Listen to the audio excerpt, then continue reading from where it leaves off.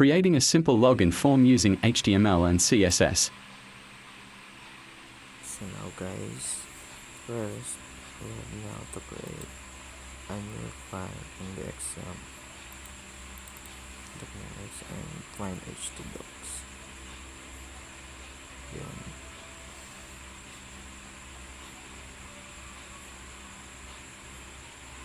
And then go to the VS Code to make some code. Yun. Sige. Naman sa VS Code.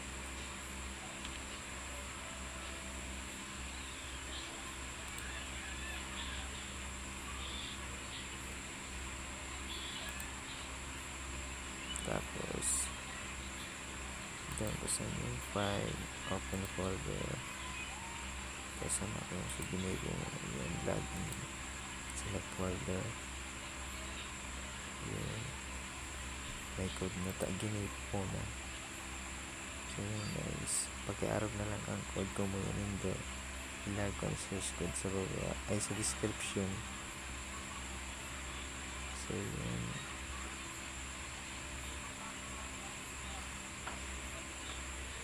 kaubay na pa lang dyan sa CSS style. Tapos nagayad pa lang kita ng Java Java yun. Tapos balik tapos pwede na siyang i-run. Ano yung i-run nyo tabad mo din pa.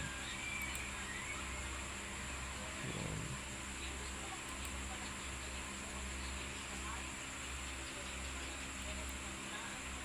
Tapos i-run ko na siya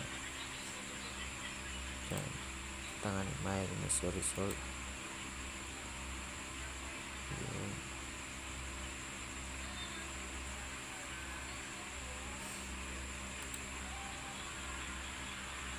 Yun, ayun sa result. Login, album, password, sign up.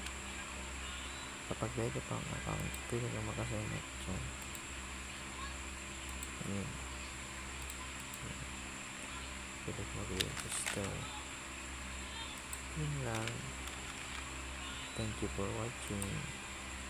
Bye-bye.